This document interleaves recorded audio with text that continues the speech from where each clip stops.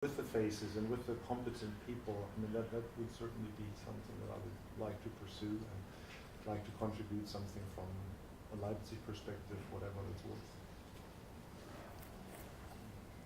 I'll go. I've really appreciated this week and this time with all of you. One of my colleagues who is also sort of a Hebrew Bible scholar, when I was talking about this conference, she just said, this will open up a whole new world of conversation and relationships, and I feel like, you know, that's beginning to happen.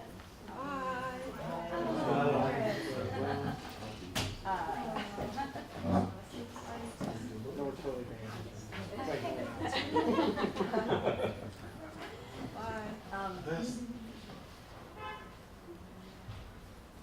and so in that way, I just feel very grateful to sort of have a new set of colleagues that kind of are scattered throughout the U.S.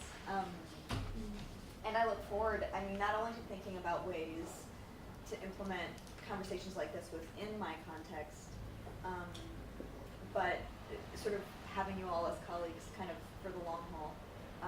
And that feels really exciting at this stage of my ministry, to have just discovered a whole new set of folks. And yeah, I'm very grateful.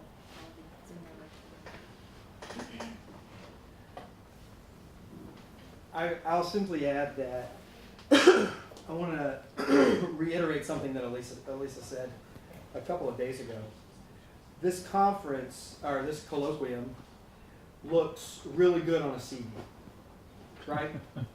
And it looks really good to your colleagues, which is really irresponsible of us, if that's what it is. And I'm saying this to myself, is if this conference, if I go back and gloat a bit, intentionally, I posted one photo when we got here to say we landed. And I've intentionally not posted anything else because I didn't want it to come across like this was some type of boastful endeavor. Look where I am. Instead, I wonder if what I've taken from this is that our responsibility now is to build the tower of ideas. Build the tower with ideas. And I feel a large sense of responsibility, if I'm being candid, to not allow this to simply be a wonderful thing that propels my career to some next step. Whether that next step just be someone says, "Oh, that's really great, you got to do that. You're someone." That's irresponsible and immoral in many ways, and unethical. So I think I have to contribute to the Tower of Ideas. I hope we all will take that charge and consider it our responsibility to at least, I'm thinking of Walt Whitman, at least submit our verse to the powerful play that took place here. Thank you. I'd first like to express my thanks for the incredible hospitality shown here. Mind-boggling. When my husband told me several months ago that this opportunity had arisen, I happened to be on a trip, and he told me by email, how would you like to go to Israel in February? And of course, this was a trip of a lifetime, an opportunity beyond any expectation I ever had. And coincidentally, we've just celebrated our 49th anniversary. And you start your new year the day after your anniversary, so strictly speaking, we're in our 50th year. And so this is in every way a celebration of that. But I guess what I'd like to say is when we came, I prayed that in some sense my faith would be moved to a different level, that something would happen that would move me just one more baby step along my path. And that is more than happened here. Through this wonderful blend of the intellectual and affective aspects of lived faith that I've seen here. And I didn't even have any idea that I would be involved, and I thank you for all of we wives who you've welcomed at this table and welcomed our feedback. So this is way more than just a lifelong trip to see Jerusalem, which is a spiritual experience in itself. But what we experienced here at the table was very important. Again, my thanks to everyone for the hospitality. I wish I could thank you for the 70-degree weather, but I'll take it, especially in February. Dialogue's a funny thing. The model in philosophy is genuine Socratic dialogue. And there's got to be an openness. There's got to be a give and take in which people remain true to their own convictions, but they're not afraid of the give and take. They're not afraid if they have to change something, and they don't necessarily have to persuade the other people. And I have to say, in most of the religious dialogue that I've been involved with over the years, whether it was my Lutheran upbringing or being an Orthodox, a lot of religious conversation is not genuine dialogue. There's too many barriers that are thrown up. There are lines of dogmas that have to be protected. There's concern about the other person being in error and pointing that out. And this has been a remarkably wonderful exchange. It's the kind of thing I've had occasionally in campus ministry.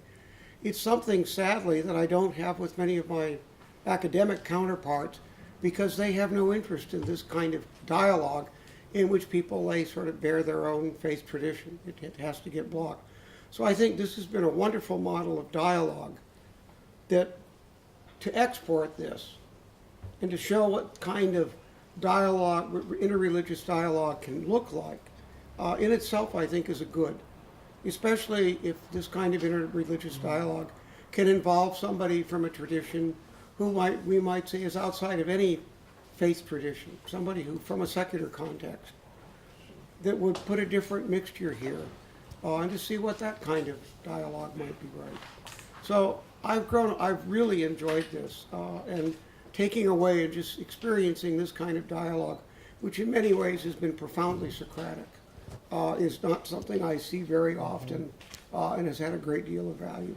Plus making connections with all of you personally, and I hope I'm able to keep those up as well. Thanks. Like everyone else, I want to extend my gratitude to you, Rabbi, and to your staff, who took care of every need and every aspect. Fortunately or unfortunately, I attend a lot of interfaith and interreligious meetings and conferences. They are the most boring of gatherings that you can imagine, because we usually hear a speaker, and perhaps we're allowed a question or two. There is no dialogue. There isn't enough time for questions and answers.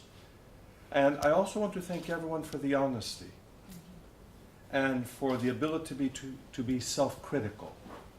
That usually doesn't happen because we stand behind our walls and pretend to be something else. And people here made bonds of friendship because of you. I've been to Israel many times. I feel like I'm coming home. It's always a blessing, a mitzvah, to come here and to pray here, but to meet new people, because life's too short to be miserable. It's got to be, as David says, our mourning to be changed into dancing. And I hope that we will all have that joy of dancing together again.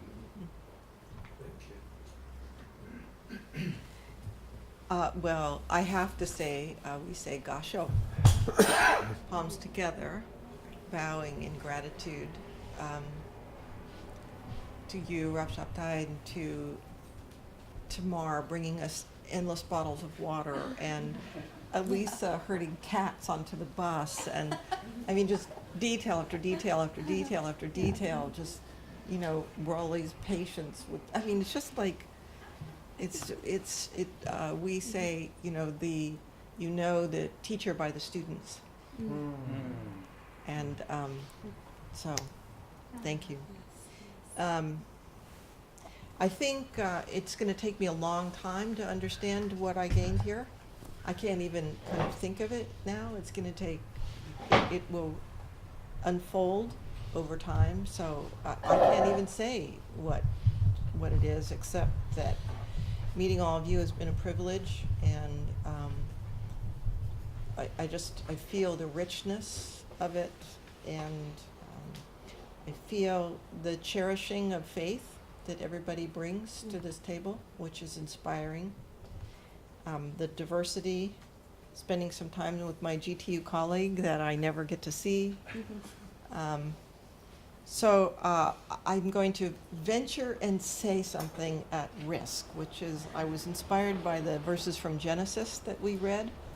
So the phrase that came to my mind in terms of where we go from here is that we will return to the earth in accordance with the guidance of what we rely on as most holy, and we will organically grow together into something new.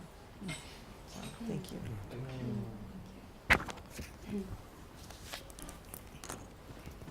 Thank you so much for allowing us to share our hearts, and I think that the open hearts and open minds is really disarming, and fears that all of us may have had of the other or the differences. It's really been so encouraging and such a great beginning to this ongoing dialogue that I believe will happen, that I've really cherished the individual conversations that I've been able to have, and I feel it's really important to earn the right to be heard, so I've been mostly quiet, which is a miracle in and of itself. I'm not known usually for being a quiet person, but it's been just wonderful to listen and really to let go of misconceptions or misunderstandings, or really just to begin like a foundation of knowledge, for like a knowledge base for experiencing everyone's faith. And I loved staying up really late last night with Alyssa in the lobby. John and I were able to just question after question that we were able to just like bounce off of each other, our ideas and our beliefs. And to me, that's where the real meat of this conference occurs. And I look so forward to what will sort of explode out of the sparks of the friction of this environment. Thank you. Thank you for being such a blessing to each of us. This has been, I think, a week of blessing. And in fact, something that Alyssa said last night, she was talking about the sacred and the holy, and she used a phrase, something to the effect of that the sacred or the holy lifts us up to a higher level. And to me that's, pardon? Say it again. Lifts up the world. Yeah, lifts up the world to a higher level. And I really like that, and that sort of feels like this week. We've been lifted up to a higher level. I've loved hearing the stories of different universities and how you're, trying to do religion in a secular world, maybe within a secular institution, maybe not. So those stories and how that plays out differently. I've been impacted by conversations with each of you, and I've just really treasured time just talking with each of you, and I think that really has deepened my understanding of your traditions, whichever one you represent, or sometimes even reshaped those understandings. And so that's been really a great blessing. And personally, Sandy and I have had this conversation that, one of the outcomes of this might be that we'll send our youngest son going to college to Baylor, And we'll encourage our middle son, who's graduating from ORU and going to go to law school, to go to BYU. It's a bargain. We heard that. That's funny. So thank you. Well, I'd like to express my gratitude in a couple of ways. First, I want to express my gratitude by saying that I have 33 pages of notes. So you say, what are you taking away from this? I'm taking away 33 pages of notes. What are those notes? They're wonderful ideas from each and every one of you. It just incredibly, this feels like one of my favorite places is Kew Gardens in London. We love to walk through there and notice the plants and study the flowers. This has been a garden. There's an interesting flower and plant in every single person that I've met and talked to here. And I want to say we've been treated, and add a second thanks of the hospitality. You mentioned the story of Abraham, and was Abraham an intellectual? Abraham was hospitable. Hospitality is in the Jewish DNA. You got it from Adam, you demonstrated it Abraham, and you demonstrated it perfectly, all of you, today. I think we would all say, I dare say, not many of us have been to a conference where there's been more amazing hospitality. So I will always carry away an appreciation for how that aspect of Abraham's life has been perpetuated among all of you. The final thing I'll just say that I take away and am appreciative of are a couple of, I came here, one of the beautiful flowers in the garden that I was anxious to encounter and savor were my Jewish friends. And I've been long an admirer of the state of Israel and the heroics that brought it about. So I will take away much appreciation for my time with Aviram, having him guide me into the Talmud. That will be cherished. Going to Rav Sperber's house and looking at his library and seeing here is the quintessential Jewish scholar. And then, of course, Rav Shabtai. What an amazing person you are. I think we all feel extremely appreciative, but also admiring of the kind of modeling, not only of hospitality, but of a kind of open-minded pursuit of multiple truths. So thank you, dear friend Rav Shabtai. Thank you. Mystique is how this thing started for me, I suppose. And it was a good test of the monks. We're supposed to take on this view that we are fearless because we have renounced, or at least we're on the path to renunciation, so we're fearless. I had a little bit of fear coming, and it was a good kind of test of whether I truly understood this fearlessness that is supposed to come with being a monk. The level of forethought that not only yourself and everybody here has put into each and every single detail, anticipating what we could ever need, from the mints and the chocolates and the water and everything. That level of hospitality, it's actually part of our dharma, Atitheya, welcoming our guests as if they are God incarnate. And to see it in another culture, to the same level, at least I hope that's the ideal level that we have, is amazing.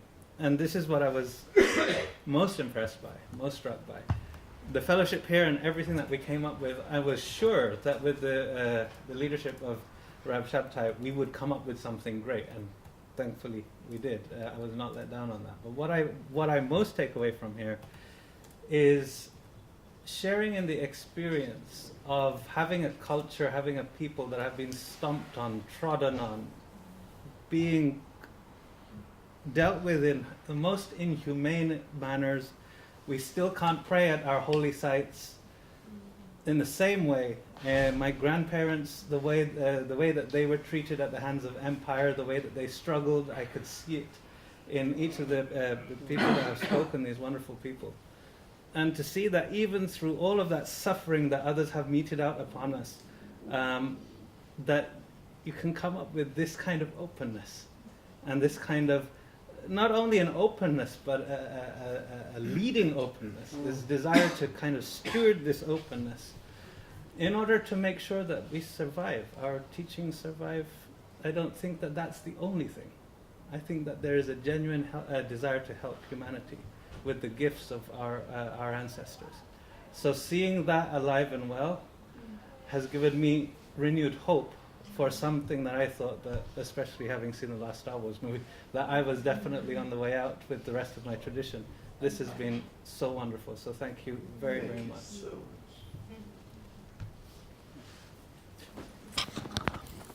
If you don't pass it, they're going to run over here and. Right.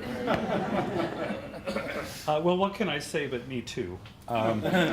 You've all said so many wonderful things. I also want to say a word of thanks for the hospitality and being cared for so carefully. And it occurs to me that it's not icing on the cake, it's the thing. And it has made possible the conversations that have taken place on the bus and at breakfast in the lobby of the hotel and standing out here and around this table. And so I just wanted to acknowledge the importance of that. I feel like to some extent I represent an institution that's different from some of the institutions around the table. We are a secular institution with a religious background, and we have worked very hard to make it not simply a neutral space, but an open space where people of various traditions can express themselves and interact with each other in a crucial way. And as we've had this conversation this week, it was just a reminder to me that this is the kind of thing that I've been trying to do for the past 30 plus years. I've shared with some of you, I'm actually retiring at the end of this academic year, but I'm not retiring from this. And so I'm really looking forward to continuing this work and being part of this conversation. Somebody used a phrase that stuck with me the other day, which just, it stood out. And I don't remember who said it, but it's probably on tape somewhere. Somebody talked about penetrating outward. And I thought, that's like soaring downward or plunging upward. It's a kind of a contradiction, but for me it captures what the agenda of this community is to have an impact outward, and I really hope that we can really commit to that work and be part of it. I think there was one other thing. Yeah. The realization that we haven't said everything that needs to be said, and this conversation has to really go on. Finally, I'm remembering the story that Rabbi Sherber told on Sunday night, seems like such a long time ago, about the man who went on a journey to find a treasure. And I am looking forward to returning to my home and finding the treasure under the hearth. So, thank you. Thank you. I've said